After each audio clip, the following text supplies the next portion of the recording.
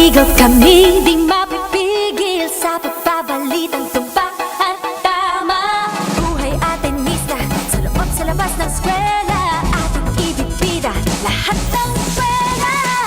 Radyo, Katipunan. Radyo,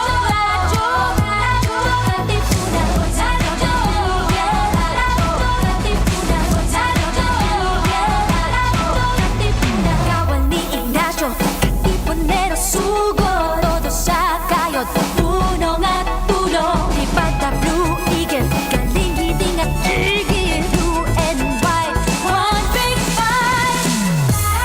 Radyo, Katipunan. Radyo,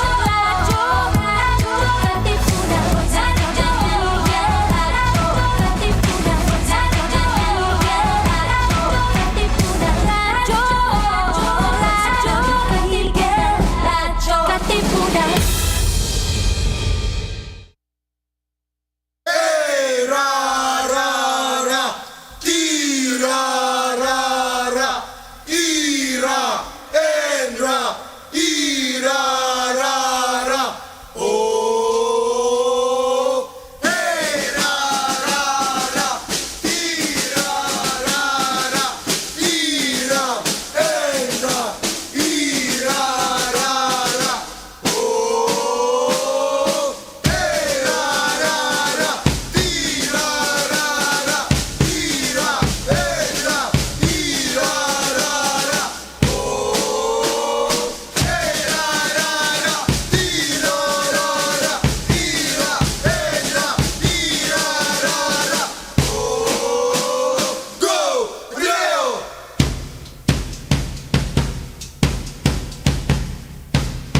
Go, Leo!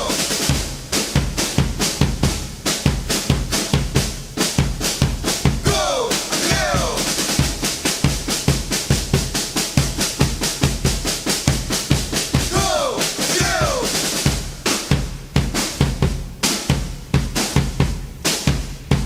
Go, Leo! Go, Leo!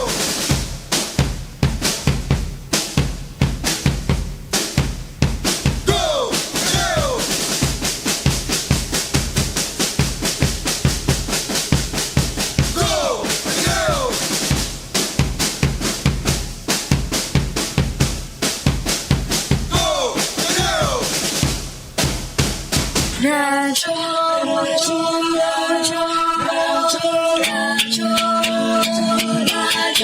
Katipunan.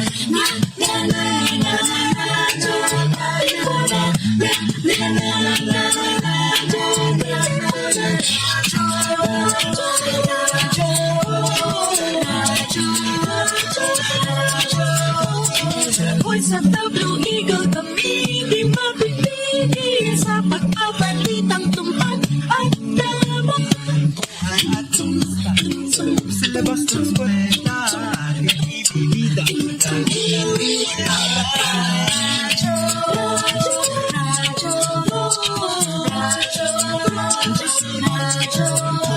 The voice of the Blue Eagle, the voice of the Blue Eagle. Katipunan, tawag ni Ignacio, Katipunero sugat mo todo sa kayo, puno at puno. Di pa ka lumigil, hindi na bigil. Blue and white, one big flight. Radyo, the voice of the Blue Eagle, the voice of the Blue Eagle.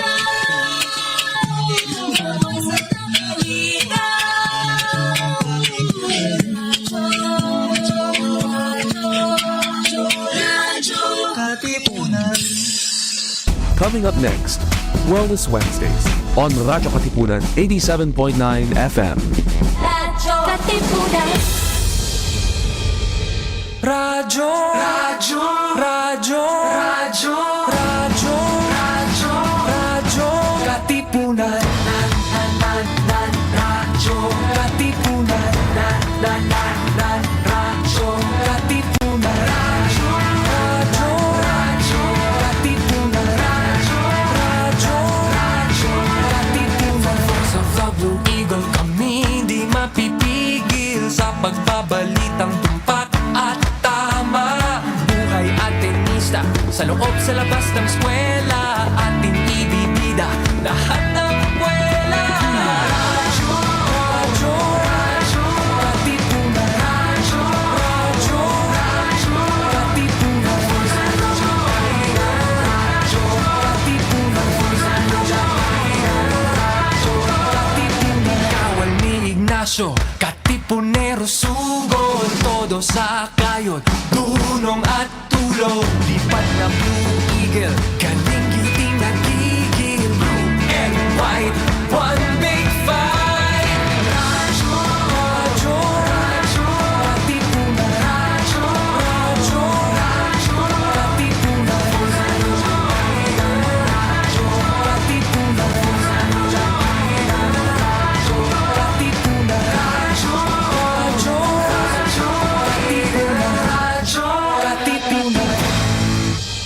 We all want to live healthier in mind, body, and spirit. But where do we start? Sometimes, all it takes is a good conversation. Tune in to Wellness Wednesdays on Radyo Katipunan 87.9 FM. Together with experts, inspiring guests, and real stories, we explore tips you can actually use. From managing stress, to eating better, to finding balance in a busy world. Because here, we believe wellness isn't just about living longer, it's about living better. So join us, and let's make every Wednesday a step toward your healthiest self. Wellness Wednesdays, wellness that speaks to you. From the body, mind, to might. Every Wednesday on Radyo Katipunan 87.9 FM.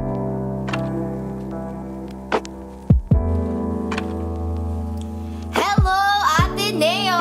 Hello, Katipunan! And hello, Universe! Welcome back to another episode of Wellness Wednesday, your midweek dose of balance and positivity. Here on Radio Katipunan 87.9 FM, we bring you wellness that speaks to you from the body, mind, to the mic. Every week, we explore tips, conversations, and stories that help keep your mind, body, and spirit in harmony. I'm Essie, your Psyche girly and Boholana Body from 4BS Psychology. And I'm Glenn, your Kapampangan Psyche bestie from 4BS Psychology. Sit back, take a deep breath, and join us as we dive into today's topic designed to keep you grounded and inspired only here on Wellness Wednesdays. So you can catch our program live on Radio Katipunan 87.9 FM via traditional radio if you are around Katipunan Avenue. We're also on audio streaming via Zeno.fm, Radio RK879 FM, and via live streaming on the Facebook and YouTube pages of Radio Katipunan. And if you want updates about our program, do follow us on social media at Radio Katipunan 87.9 FM on Facebook, X, Instagram, and TikTok. Yan, aking Psyche body. Bakit ba tayo naka-pink ngayon? Because it's Valentine's Day! And since it's February, a month often filled with flowers, heart emojis, tot, and grand romantic gestures, today's episode is titled Connected Hearts, Love, Boundaries, and Mental Well-Being. So we want to explore what love really means. Not just the kilig, but the emotional safety, respect, and self-worth that should come with it. And while February is often painted in shades of red and pink, partner, it can also bring pressure, comparison, and even loneliness. Valentine's season can amplify feelings, as we know. Whether you're in a relationship, healing from one, navigating something, or remaining single, that's why conversations about boundaries, rejection, and self-love matter. Because at the end of the day, healthy connection begins with a healthy sense of self. And of course, we won't be navigating today's conversation alone, partner. Joining us are the two wonderful guests who will help us unpack love, boundaries, and mental health from a psychological perspective. First, our first guest is Miss Angelique Villasanta, a psychology instructor here at the Ateneo de Manila University, where she has been teaching since 2015. She has a PhD in clinical psychology and holds a master's degree in counseling psychology from the Ateneo. And as a practicing psychologist, she serves as the case response coordinator for the Ateneo Gender Hub and also practices at the Ateneo Bulatao Center for Psychological Services. Her work and research focus on counseling and therapy processes, trauma and violence, gender and psychological interventions. Please welcome Miss Angelique Villasanta. Hi, Miss Angelique. Hi. Welcome to our set. It was nice having you here, Miss Angelique. And of course, please introduce our next partner, our next guest. We're also joined by Mr. Ryan Angelo Camacho, who holds a master's degree in social psychology from Ateneo de Manila University, and would also like to congratulate him for recently passing the psychologist examination. Woo! Congrats, Sir Ryan, and sir. welcome to our set. And Thank you. his research interests include diversity, equity, inclusion, and belonging interventions, areas that are deeply connected to how we experience relationships, acceptance, and emotional safety in our communities. Please welcome Mr. Ryan Angelo P. Camacho. Hello, thank you. Congrats, sir, for passing the board. Thank you, Board thank you. exam. So we're excited to have both of you with us today and to help us explore what healthy love really looks like beyond the cliches of Valentine's season, right? Welcome to Wellness Wednesdays, Miss Angelique, Welcome Sir to Ryan. Wellness Wednesday. So before the formal conversations about the psychology of love, we'd like to lessen the ice a little bit. So, partner, do you want to ask the question Okay. for our icebreaker? Here's your question, candidate number 1. Medyo mabigat kasi, medyo mabigat. But Okay. what does healthy love mean to you in one sentence or maybe in one word? How would you describe it, Miss Angela? Thank you for that question. For me, healthy love means being seen for who you are, all parts of you. Yes. Copies. What about you, Sir Ryan? All right. So for me, healthy love is being in a relationship where there's equal parts and balance between safety and exploration. Yeah. Bongga. What about you, partner? What does healthy love mean Okay. for you? Hindi. Something you actually believe in, ha? Hindi yung Ah, parang... oo. Matindi for me. What I learned, what helped. Still have your solitude. Because you are whole as a person before you enter the relationship. It should be that way. Wow. He actually learned that the hard way, guys. Well, for me naman, I also resonated with what Miss Angelique said about love.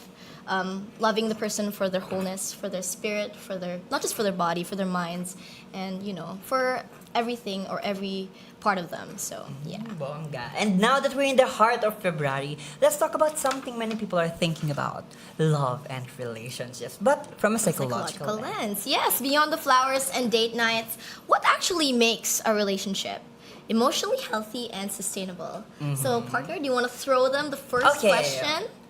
To Ma'am Angelique and Sir Camacho, from a clinical psychology perspective, to Ma'am Angelique, what patterns do you often see in how young adults approach romantic relationships today? So first of all, it's interesting that you're asking me that question. No? Maybe just to share a bit of what I observed, the dating and relationship landscape right now that the young adults are taking part in is so different from the landscape of how it was during my time. So maybe just to share that I don't think I've ever had a dating profile in a dating app. So from what I'm seeing is it's definitely more complex. Before, there's just limited avenues on where you find potential partners or where you date. And I can feel that from what I'm observing that definitely it's more complex, definitely it's harder, there are more things that you need to navigate or think about. But at the same time, what remains the same is the need for young adults to explore who they are, to explore their preferences, what they like in other people, what they like in relationships. So that remains the same. But maybe later on you can share a bit if my perception of the dating landscape right now is really as complex as it looks like. Thank you, Miss Angelique. I'd like to have a follow-up question with what you said. No, you said that more avenues is better, or is it like it's more complex and better, or like worse? Not necessarily. It could be better in the sense that there are many different levels with which you can explore for depending on what you need and your comfort level. So for example, if you feel like what makes you feel safe right now to explore is in platforms that could give you a sense of anonymity as you're testing the waters, and that's more available now. But at the same time, when you enter those platforms, there are things there that you encounter that maybe are added difficulties or challenges also for you to navigate. So there are more options that young adults need to match with their own sense of comfort and need, but at the same time, it's more complex because of that. Yes. And from a psychosocial perspective, Yes. well, from Eric Erickson, di ba parang identity versus identity confusion before intimacy versus isolation. So you have to really figure out about yourself before entering a relationship. You cannot, you cannot push someone else into a chaos of your own. What about for you, Sir Camacho? From a social psychologist perspective, how does this question apply? All right. So I would have to say na actually maraming overlaps naman between the different psychological perspectives, no? And they all need each other to have a very eclectic and comprehensive view about yung mga patterns nga of love nowadays, no, to give a clear picture. But for social psych, yung medyo mas a bit focus niya is essentially the norms and the roles that a person has, a young adult has, no, while they move through these relationships, no, and of course that will create tensions because it's all about expectations, not just from your partner, but also society in general. So while you're discovering these preferences, parang it's like there's like a balancing act, no, that occurs, and often that leads to complications, definitely, especially in today's world for young adults now is very digitized, no? So a lot more roles, a lot more expectations, and there are even digital divides. Like not everyone would, if it's a very digital world, not everyone wants to be digital, right? Iba-iba ang stances niya, no? So yeah, that's what I can offer, no? When it comes to young adults, there are a lot more roles and expectations and norms that they have to contend with nowadays, no?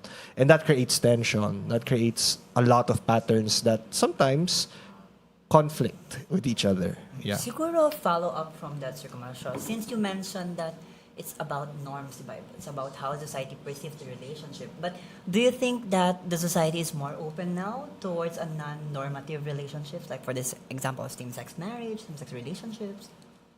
I would have to say that there is a slight shift towards being more open, definitely. At the very least, the marker for that is, I don't know, people are more open to talk about it, even if it's not necessarily for or in support, no? People just talk about it a lot more, which is a lot more different way back then, where it's really more of an open secret. You just keep it quiet, and love is in the shadows, no?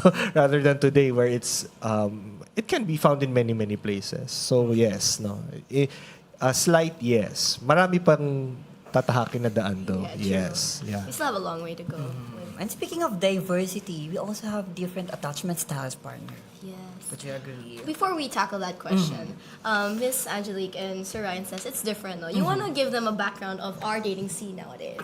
Okay. Yeah. Ako talaga. Hindi, I think I would like to agree with Ma'am Angelique said kanina na parang is digitalized. Though there are still people who don't want parang to showcase, parang who want to protect their anonymity. There are still a lot of people who are going to the digital scene siguro dahil they are pressured from the environment they are into kasi ang dami na lang parang may nagsabi nga sa akin na parang, oh my God, everything is all about love. Like the poem that you're reading, the song that you're hearing, everything is about love. How can you not be pressured to not be engaged with love? How about you, partner?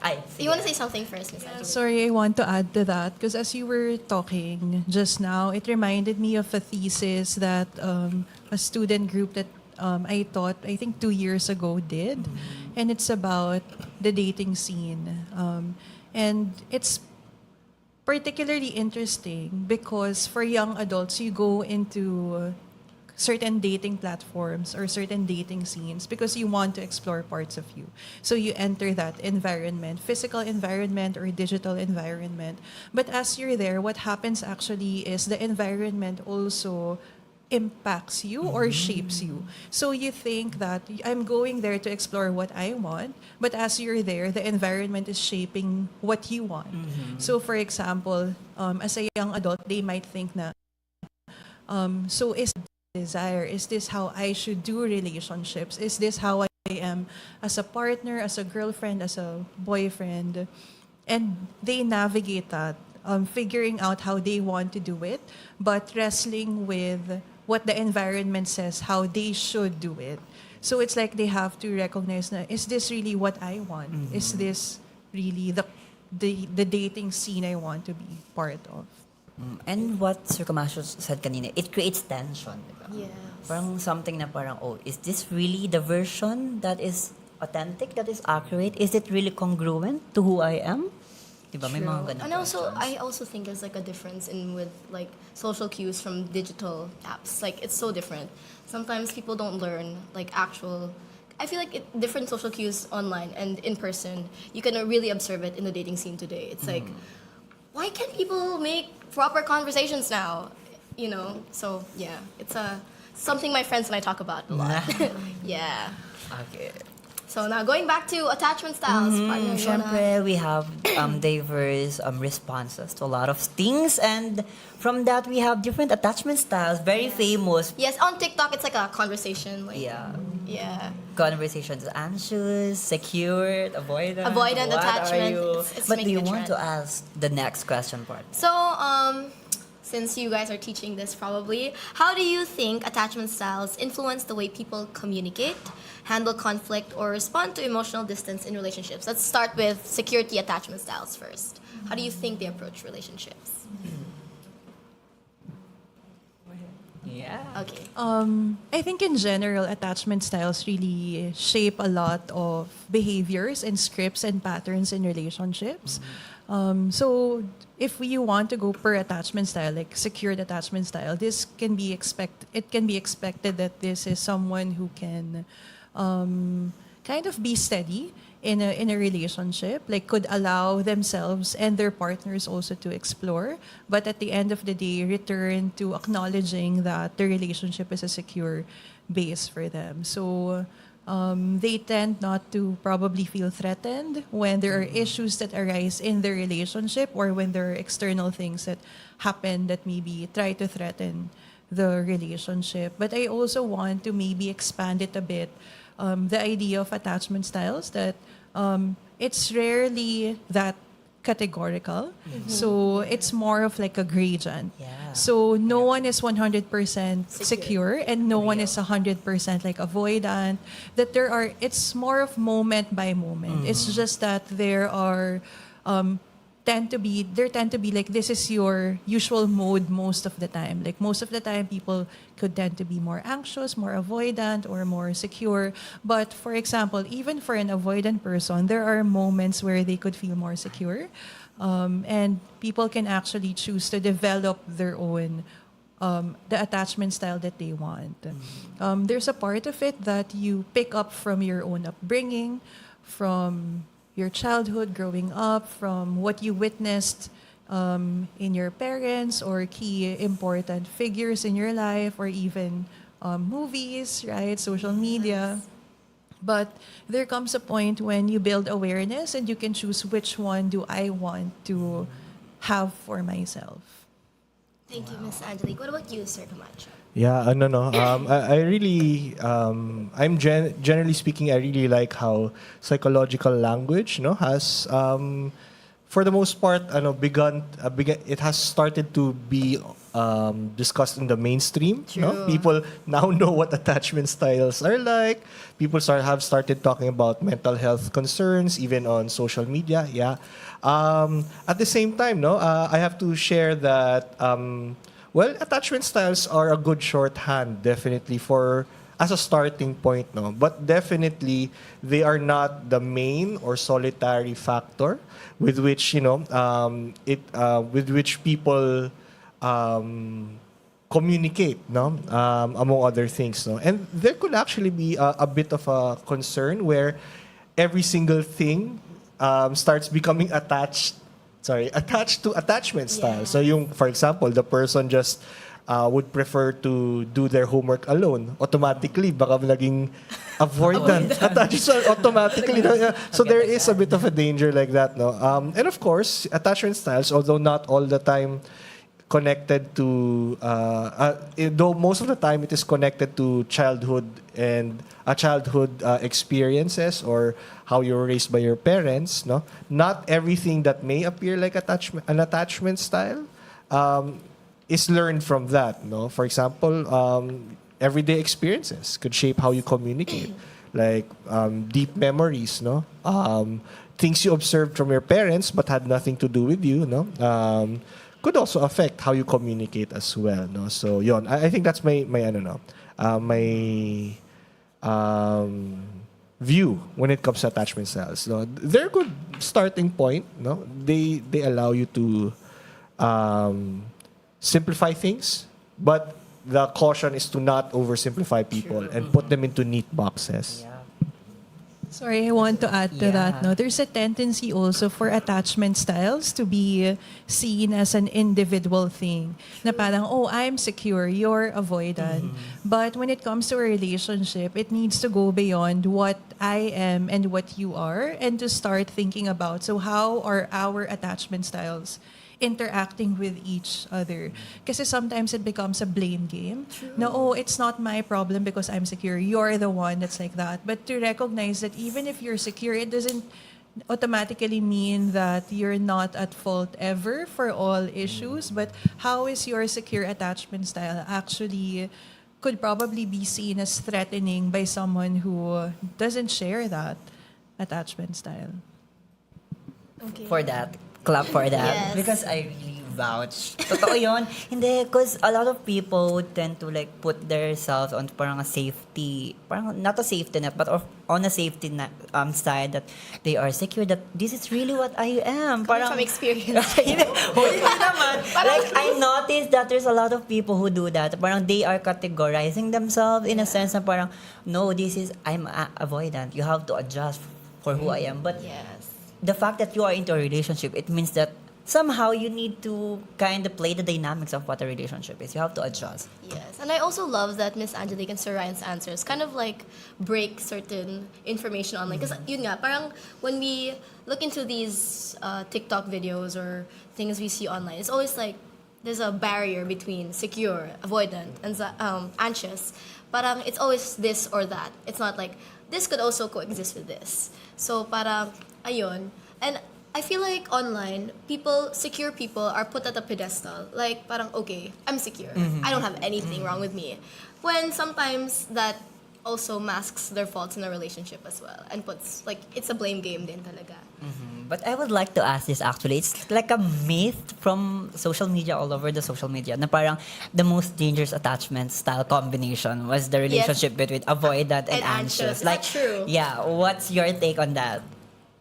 I can see why that is labeled as the most dangerous one, because they can press on each other's issues and wounds. Like the reaction of the anxious person could be labeled or perceived so negatively by the avoidant person, and that could really like press on the wounds that they have, or worries that they have about the relationship. Especially when they are not self-aware of that, and when they're not openly communicating that with each other. But this is not to say that that relationship is doomed, because as mentioned, people can evolve and change their own attachment style, but that takes conscious work and investment. Yeah, I think it's really more about the awareness, no? Not just in general, but in the moments you have with your partner, no? Being able to catch yourself, right? Rather than what is your attachment style. No? So attachment styles, I think they are a starting point, no? But it doesn't automatically mean that it can become an excuse. No? The responsibility to make, and of course the motivation, no, to improve the relationship, to make it grow, to nurture it, still falls on both sides, on the party, no, on both partners, no, regardless of what their attachment style may be, no. It's not a reason for boxing people in, including themselves, no. There is still a responsibility, I guess, or a motivation to improve the relationship, regardless, no. Which means that any relationship can work naman, given sufficient effort and working on it actively. And I would like to vouch on what Sir Camacho said kanina, na parang it's both a responsibility, because it also test your commitment to the relationship, True. of how you really wanted to work this relationship out. But of course, I'll have to acknowledge that not every relationships are perfect. Of course, there are a lot of people who feels excluded, who feels unseen. So the next question would be, how do concepts like belonging and inclusion show up in romantic or close relationships? And what happens psychologically when someone feels unseen or excluded by their partner? So, all right, yeah. So, belonging and inclusion. I think it has, I don't know, it's for me, the way I connect it with, in a relationship is the idea of acceptance, no, essentially, which is, personally, from my understanding, very relevant, no, in any kind of relationship, no, that, although a person could come from a particular stereotype or archetype or whatever type, no, or even attachment style, no, the relationship will work at the baseline if there is at least at the beginning a level of acceptance, no, and often when a person is unseen or feels unseen or excluded, no, by a partner, it's because it's possible that they might be feeling that there is a part of them that is not being accepted, no. So for me, that's, I don't know, that's the key word for me, no. Ayon, it figures very centrally, no. Not necessarily just because of certain identities or what have you, but it's because of how much they are being accepted by their partner. Bottom line, no. Ayon, yeah. Miss Angelique? This question makes me so sad. Especially when I said at the start that healthy love for me is being seen, like all parts of you. So the question on what happens psychologically if someone does not feel seen or feels excluded in a relationship, parang for me, it really is the saddest thing that someone can feel in the context of a relationship that is supposed to feel safe or secure for them. And I can imagine that when someone starts feeling that there are parts of them that are not allowed in the relationship or are not valued or are questioned in a relationship, that person could probably like begin shutting down that part of them, or that creates a divide actually in the relationship that needs to be addressed. Because that could attack the foundation of the relationship itself. But that is one marker for me that when you start feeling that way in a relationship, then maybe that's something that you really should really think about and not gaslight yourself. Yeah, so it's that thing na when you feel it, you have to, na parang, oh wait, there's something that's maybe not so good here. Yeah, I agree. No, it's a marker kasi it also connects to, I don't know, the idea of safety. You have to feel safe in a relationship. It's absolutely essential, no, or at least even it's a foundation for a relationship, no. And if you're excluded or if you're unseen, no, there's an aspect there that there's a part of you that is not safe in that relationship, which is, could be a block. Could be an area where work needs to be done, no? Or a discussion needs to be made. Yeah. And like what Ma'am Angelique said kanina, parang if it's red flag, flag it na. Parang canvas lang, di ba? Flag. Yeah. If you're unsure, flag it. Kasi di ba, parang sometimes self-respect is really the key to set boundaries between what you deserve and what you think you really want to a relationship. Yes. I feel like in today's dating field po, sometimes you want to put your best foot forward. How do you think that works in a relationship? Like, parang yung mga good things lang muna, tapos eventually it dives into something, darker. Like, how does that work? Is that good? Is that good or is that bad? I think, speaking from a social psychological perspective, no, it is something that people do regardless of era, no? It's kind of like a natural tendency, no. I think what matters still is whatever that foot you put forward, no, that good foot, your best foot, is still authentically part of you. Where it becomes problematic is when you put a public face, no, the best looking quote unquote public face, but it's not you at all, no. So that returns to a question of authenticity, essentially, you know. Of course, I'd like to share na ano no, that's easier said than done, especially coming from me na, you know, who has his own privileges, no, among other things, no. And of course, again, that returns to the question or the fact that there are tensions, definitely, no, where some people are not able to put their authentic best self forward because of societal expectations, norms, and the like, no. So yon. But where possible, it's okay naman to put your best qualities forward, but they have to still be authentically you. That's of course an ideal. Yon. Yes. Ms. Angelique, would you like to say something about that question? I'm thinking naman, there are instances where I know people say that they put their worst foot forward.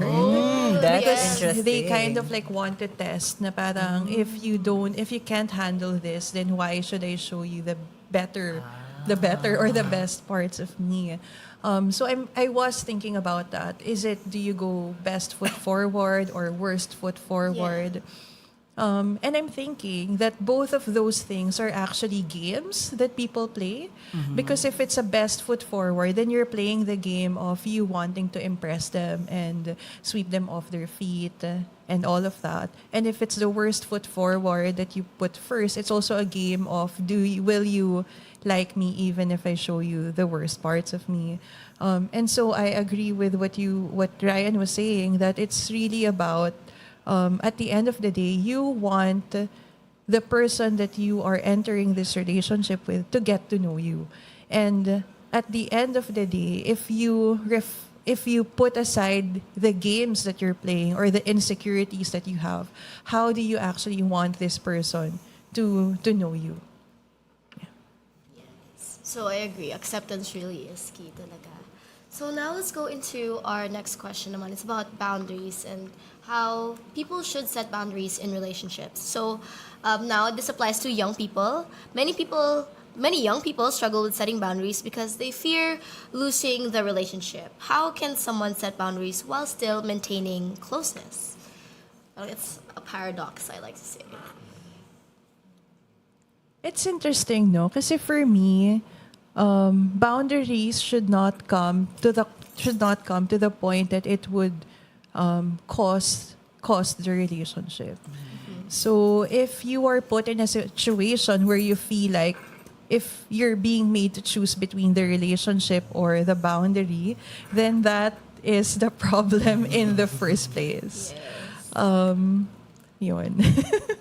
True, parang And why I'm should getting it cost that. me my relationship Diba, if you accept parang- me for who I am? True, That includes parang- my boundaries as well. If you're setting a boundary and that's a problem na parang, diba you should feel seen and safe to the relationship. So why you should, I mean, I get na parang you set boundaries to whichever you likes or whatnot, but at the same time, not to the cost of ending the relationship. Yeah. I'm thinking also maybe it's because setting boundaries is such a buzzword now too, right? yeah. So I'm curious also, like, how do people set boundaries? Like, what do they do? Because in my mind, a healthy way to do it is to really talk about that. Because setting boundaries is a surface thing, but underneath that, you're expressing something that you want, something that you need, something that is valuable to you. And if that is communicated and understood properly, then the setting of the boundary should not be an issue.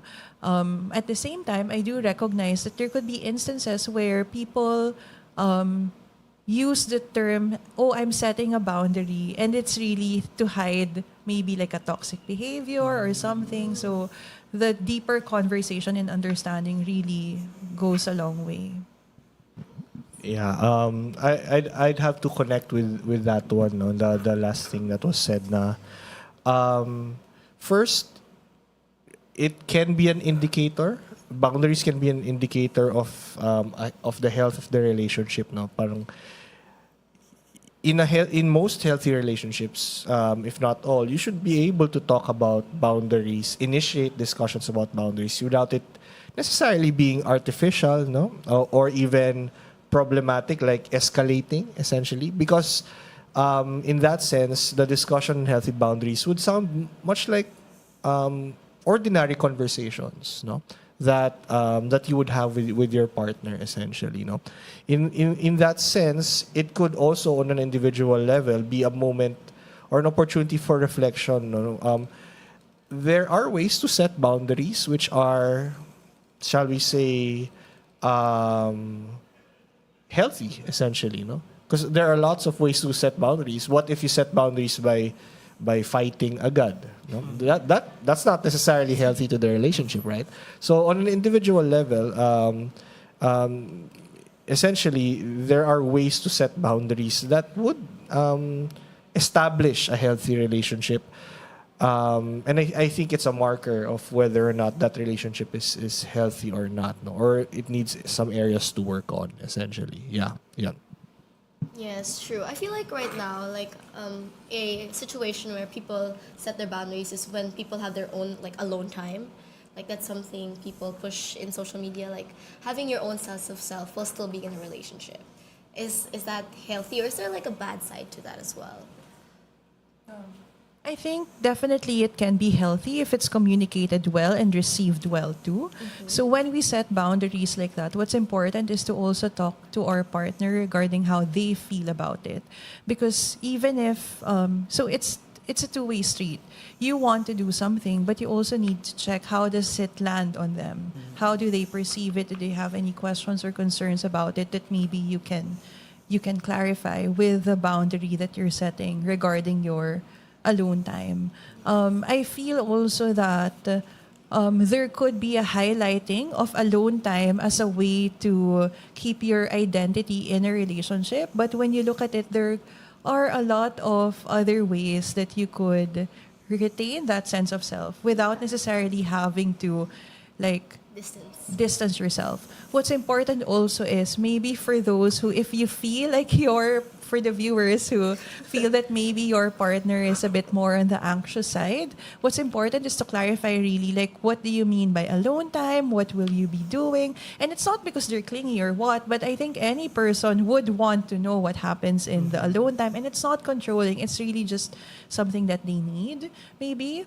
And eventually down the line, if they feel more secure, then they will be less anxious too. But I'm thinking also what's important is to clarify like how long is the alone time, how frequent would you want it to be, so to set and to clarify the parameters of the boundary that you're asking for or that you're needing. But at the end of the day, yes, you are your own people in a relationship, diba? I am me, you are you. But at the end of the day, to reflect on how is that impacting our relationship.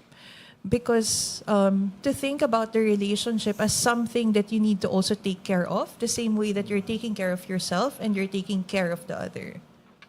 Thank you, Miss Angelique. I feel like a common topic right now stems from social media expectations. Partner, do you want to answer the next? You want to ask the next Yeah, question? because we also talk about the digitalization, right, and the comparison between different cultures. So with social media shaping how relationships are displayed and perceived, how does comparison culture affect self-worth and relationship satisfaction? For me, bottom line, it does affect it a lot. Yes. Because social media, being external to the individuals, and even the relationship, the entity of the relationship, serves as vehicles of social norms, essentially. Or at least it communicates itself in a way that this is the expectation of most people. And sometimes what happens is that it's delivered in such a sensationalized way, in such a very, shall we say, high salience way. Now, if you don't fulfill this expectation, automatically your relationship is doomed. No? And they do that for views, essentially. The high emotional impact causes more people to share the social media tidbit or whatever, or reel or what have you. But often, it's not as black or white as that, no? Because each relationship will be definitely different. Yeah. So the concern is, so the bottom line is yes, it does in fact self-worth and relationship satisfaction by creating more points for tension. That if we are not careful, it could lead to relationships being, stretched very thin, no? Na, what I recommend people do instead is to really talk to each other and talk about what works for them, just the two of them essentially, and their relationship essentially, no, despite what these things in social media say. If it resonates with them, they should take that, yes, no, but also apply it to specifically to their relationship, and not just say na, oh, we have to do it exactly like what this reel or TikTok short or whatever said, no, yon. Because at the end of the day, it's not social media that they will deal with all the time in their relationship. It is their partner and the relationship. No? So that takes precedence. No? Ayun. So they have to personalize what they see online if they want to make it work. Yun. Yeah, and sometimes yung nakikita natin sa social media, it was highly romanticized. In a sense that parang they are showing the best of what a relationship is. But people don't understand that there are nuances actually with different kinds of relationships. Like you cannot compare your relationship to another person because you guys have different personalities, different ways of coping maybe. So it should come from parang both of you talking about it. Really, that's why I also resonate with Sir Ryan kanina, being vocal about it. But at the same time, also what I realize is that, yes, it's good to be vocal about it, but also, siguro, it would be better if you set a proper time to be vocal about it. Kasi may mga times talaga na parang you are into, like, Gina G kang, oh my God, I should communicate my feelings ASAP, ganon, para hindi mag-pile up. But at the same time, the person is not ready to hear it. So, it bites you back in a sense that parang you created more tension than actually fixing what needs to be fixed. Yes. So we talked about acceptance, communication. Now I want to say an antithesis. Is there a way social media actually benefits a relationship beyond comparison? Because I feel like for young women especially, there's a concept of the bare minimum, something that should be given in a relationship. You think that helps them with their self-worth, or informs them about what they deserve in a relationship, or is that just a bad thing? Okay, so that's true. There are narratives on social media that can be a bit more helpful, specifically those that call out things that maybe women, right, could probably let it slide because they think that's normal or they think that's great already. But to see that that's actually not that's actually bare minimum, right? That you actually do deserve to be treated better also, or that's something that you should not accept even. I think that is one benefit, right? Because sometimes when people are in toxic relationships, what happens is that they get excluded from, it starts with they get excluded from people who are close to them, right? They get excluded from their family, and they just stay in that bubble, and there's a tendency that the only thing that they're hearing or believing is what their partner tells them. But social media could destroy that, and when they look at their phone and they realize, oh wait, this is actually toxic behavior, right? So that could help give people a handle to understand their own experience. But at the end of the day, it's really about reflecting. Am I just putting the label that social media put in my experience? Does it actually resonate, and does it help me? Okay. Does that make sense? Yes. So we already talked about fruitful discussions about what relationship is, attachment, self-worth, relationship satisfaction. But how about let's play a game to reinforce the discussion, partner? Would you like to explain what our game is? Our game involves red flag and green flag. We're gonna tell you guys relationship situations that you think you should flag as a green flag or a red flag. So, feel ko puro red flag yung sinulat ni Glenn. Hindi, okay. But we're gonna give you these flags and let us know if you think the situation is a green flag or a red flag. So here. So we prepared actually 5 different scenarios with 5 different topics. So the camera is there. Yeah, This one away. you can actually pick from 1 to 5 what scenario would like to flag. Yeah. Okay. Okay, which Okay. one? My ex and I already broke up 2 months ago. and now he is courting a girl. What should I do? I feel insecure about my sexuality po. By the way, I'm a male po. Is that a red flag to you or a green flag? That the ex is courting another girl after 2 months. Yeah, and they were in a homosexual Yeah. relationship. Yeah. So you're asking about if it's a red flag that the person already started courting Yeah, A girl. a girl. After 2 months. after 2 months. Hmm.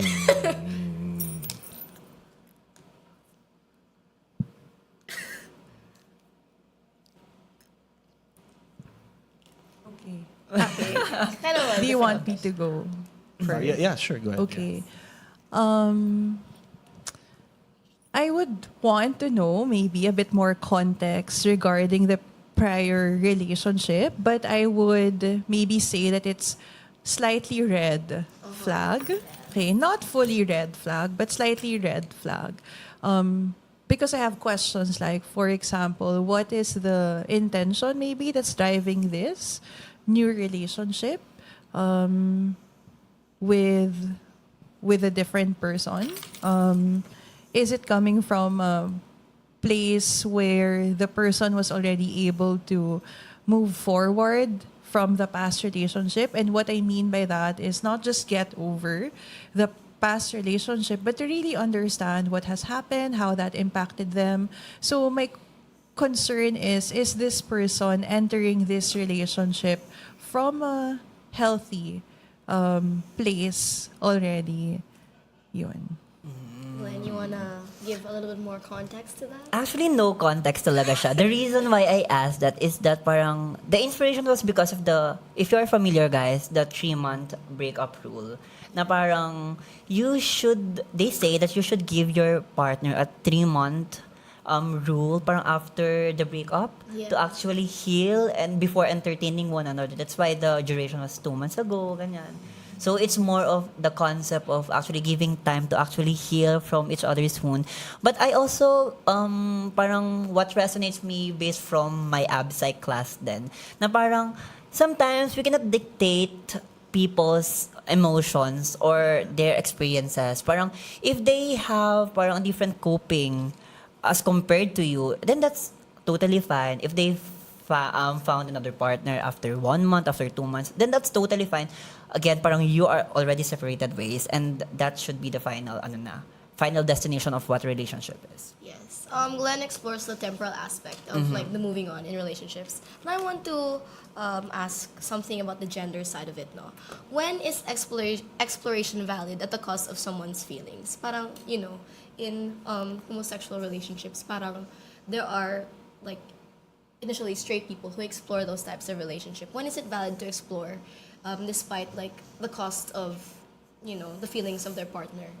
Parang tapos at the end parang you're gonna court like another like a girl, for example.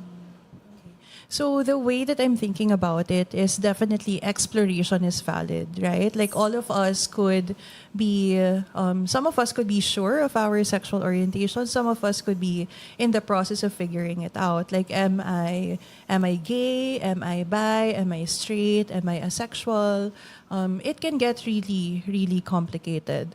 But at the very least, part of it is if you're exploring that part of yourself is to be communicative of that and to really share that with your partner and have conversations about that this is something that you're not quite sure about, right? That you want to explore so that they are also on the same page as you are. Yeah. Yeah, but I would like to hear about Sir Yes, Camacho's Sir thoughts on Camacho, that. what do you think? Yeah. I'm also of the same sentiment, no, that in a great number of cases for me, in general, exploration of your sexual orientation or of different kinds of relationships is everyone's right, no? Everyone is on a different journey, no? So it is unfortunate that it does so happen that at times it will hurt people, right? But I think that's a separate concern. No, the exploration itself is okay. how you handled the hurt of the other person, or if you communicated even after the relationship, your intentions, things like that. That is a different, I don't know, parang a different concern. Although I can see how they can be mixed up, no? Yeah. Yeah, especially I guess when for young adults, like it can be a sensitive point because the person who was in that relationship that was left when the ex went into a relationship with a woman could probably feel questions like what was that all about. So there could be questions about how the ex probably felt really, or questions about how the ex probably saw the relationship and their own role in it, right? So those questions and concerns are really valid too. Okay, sir. So next situation, sir, would like to get from here. Your partner checks your phone to make sure you're not hiding anything. Would you flag it as a red flag or a green flag? I would like to flag it as a red flag, but not a red flag on that person who wants to check the phone, but really a red flag in the relationship. So sometimes we kind of like, again, same with the attachment styles, right? We label people as their attachment style. Sometimes we also label people as you're a red flag or you're a green flag or I'm a red flag or I'm a green flag. But to recognize that in a relationship, things don't occur in a vacuum, right? So your partner wants to check your phone. That is something that is concerning for the relationship because the question is, where is your partner coming from? Could it be coming from maybe their experience in the past? Or could it be coming from something that you made them feel? So you also have a part in it. And it's, again, at the end of the day, really about the health of the relationship. What is this saying about the health of the relationship? What about you, Sir Ryan? Yeah, I'd have to generally say, no, na it's since it's a forced choice, dichotomous kind of thing, no. I'd have to be able to say that generally speaking, it is in fact a red flag, no. In a sense, na red flag meaning stop. We have to talk about this, the context and the situations around this, no. Different couples will have different preferences with regards to privacy. For some, it's a non-issue. No, na, oh, okay, yeah, sure, you can you can check my phone all the time. I don't even have a password for it or something like that. While others, no, would immediately say no, no, and what matters is it's communicated what the precedence is, what the reasons are. All right, among other things, no. Ayun, I think that's how I would answer it. No, I won't say automatically that it's a bad thing, no, but it's just something that you need to talk about. Meaning you have to stop, as a red, as in stop, and talk about it. No, ayun, yeah. Yeah, I agree na parang the behavior itself, the act of checking the phone is kind of red, but also I would like to give leniency towards those people who acted on it, because what was the reason behind it?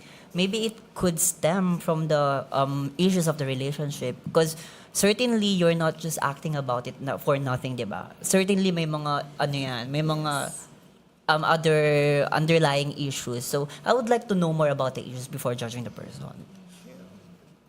So, how about let's introduce the next segment, partner? Yes, that's our mystery segment, guys.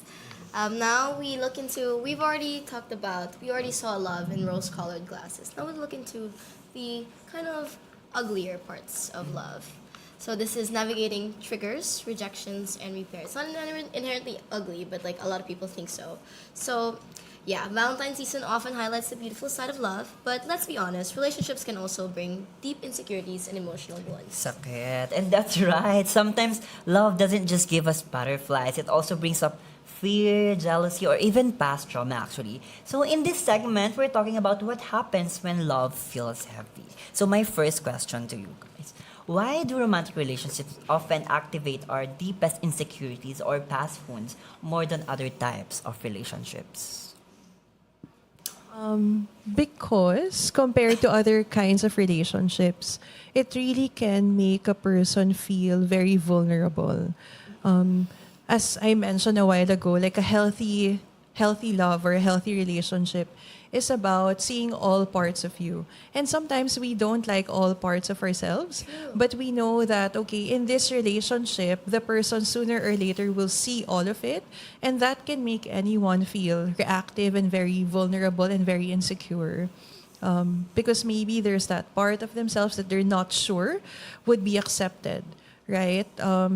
Or maybe there's that part of themselves that they are not sure that they accepted also in themselves. And the idea of losing a person because of that vulnerable part of you that maybe you also don't know how to sit with or accept yourself could really make someone feel so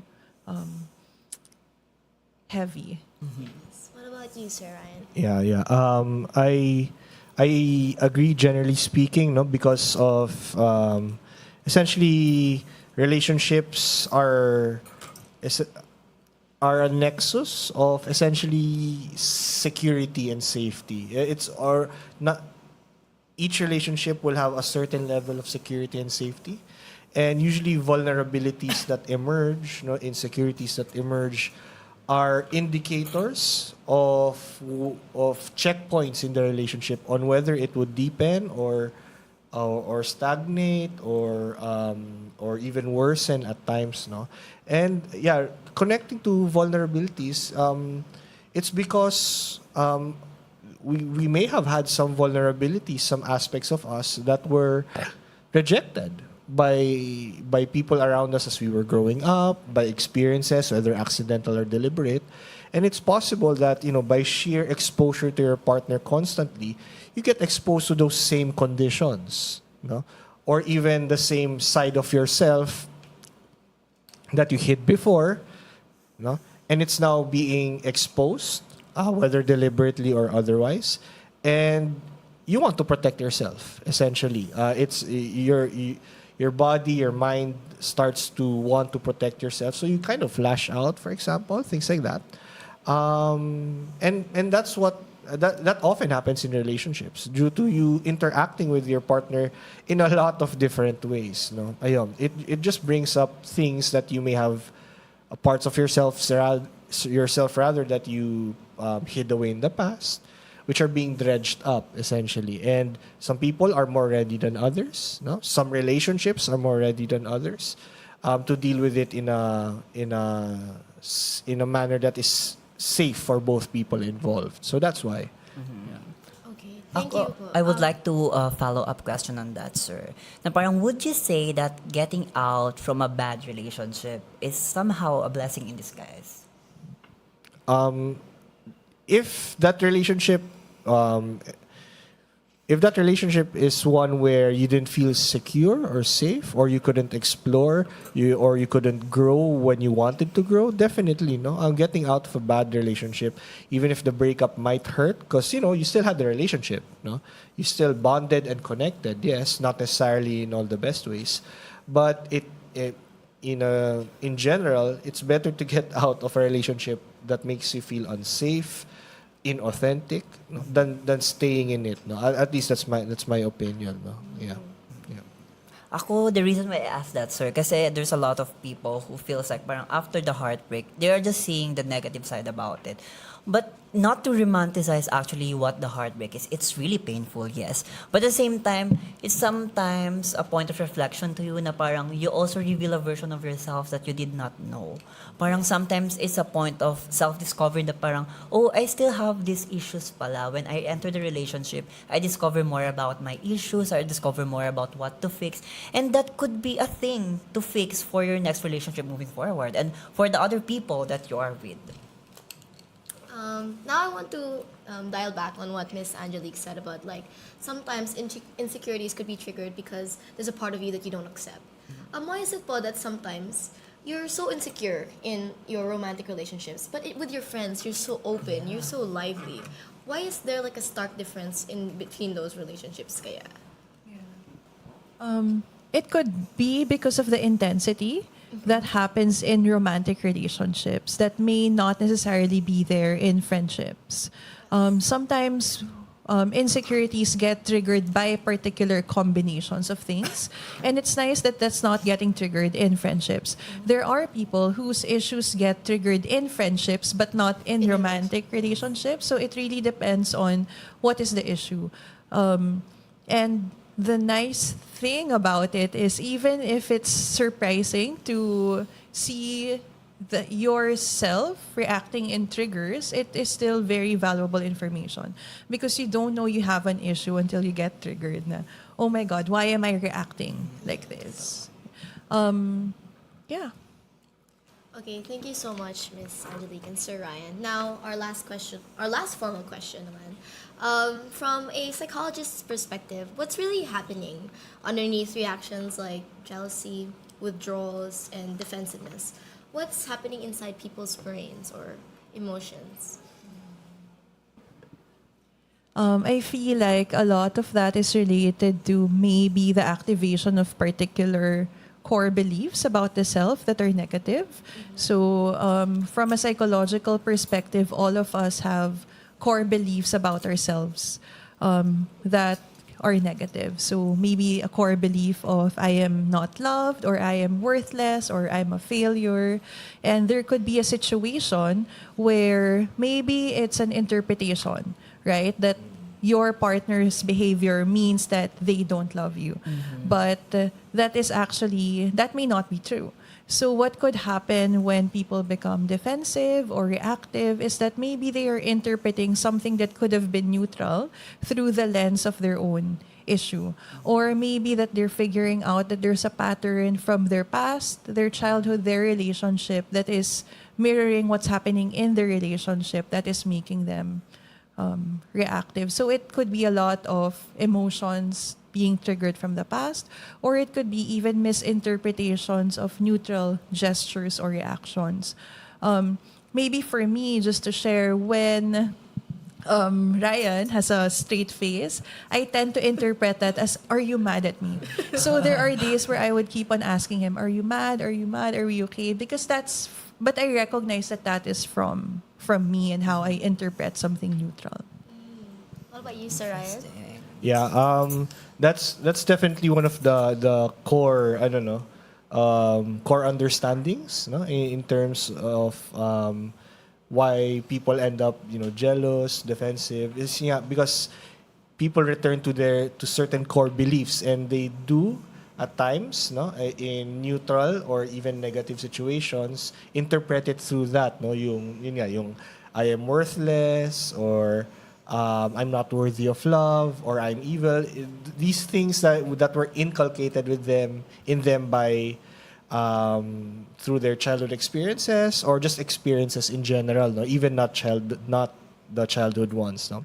And another angle that I see is, sometimes these defensive behaviors, these jealous behaviors, no, are essentially self-protective measures that your mind and body automatically pushes you towards, because it sees those interpretations, no, and they are interpretations, as threatening to you personally, no, or something under something similar to threat, no. So they can be self-protective measures, but again, the caution is, you have to be aware if you really are under threat with what is happening, or is it because you are perceiving it as a threat, which could be resolved if you talk about it. Essentially, you discuss it, the intentions, the actual beliefs, clarifying things. So essentially, communication is a huge part of clarifying and removing or even lessening jealousy, defensiveness, among other things. Ayun. Yeah. So, sir, I feel like, what do you call that? There are some beliefs that are really inherent in a person. How do you think people stray away from those beliefs? Like, what's the starting point, and how is the process? Like, because if that's what jealousy usually stems from, how do you think people can break the cycle? First is to catch it. To catch that, okay, this is a pattern that I have. So being aware of what comes up in you, what usually triggers it. And then to kind of like there's a technique, we call it like updating yourself. Like updating yourself that this is your reality now. You're not in a situation where maybe that was true, that you were excluded or not loved or not valued. But to recognize that you're in a different relationship, you're in a different situation, to also remind yourself of the foundations of the relationship. Like, who is your partner and what is the good in this relationship? What is the good in your partner? Because sometimes relationships can get really messy because you're not just in a relationship with one person. You're actually in a relationship with all of their baggages, with their past, their issues, their own patterns. And you also come into the relationship with your own baggage and past and history and patterns. And to recognize that when you get triggered, you have to identify, are you reacting based on who your partner really is or who you're projecting onto your partner?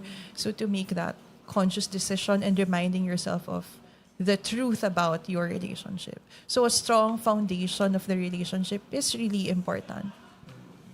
Thank you, Miss. Yeah, and actually would like to ask about Sir Camacho sana, but we're running out of time, sadly. Maybe we could have a coffee chat about it. Yeah. Diba? Before we actually formally do our closing off, what advice can you give to the younger generation? Since just for everyone's disclaimer, Miss Angelique and Sir Ryan are together.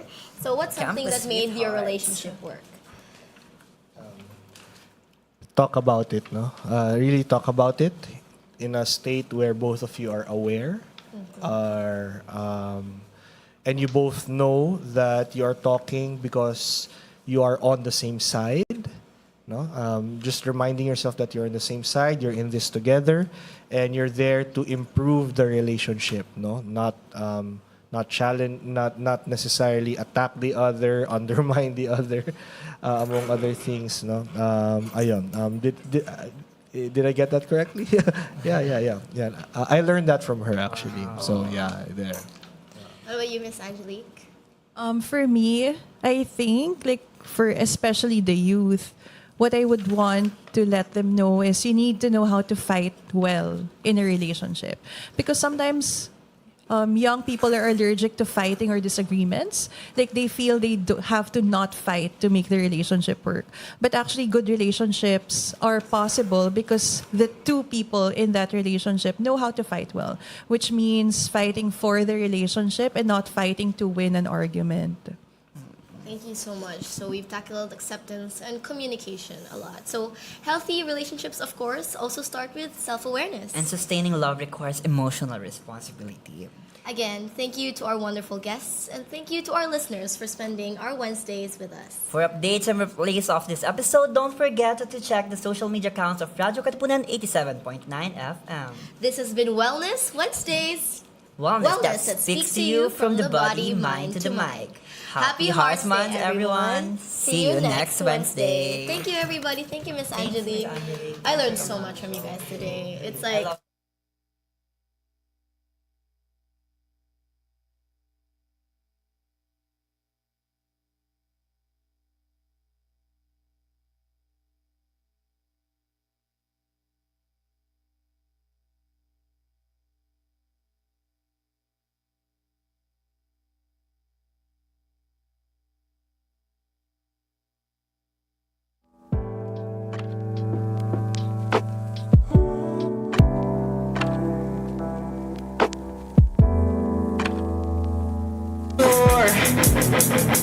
All my dreams are shattered and scattered on the floor.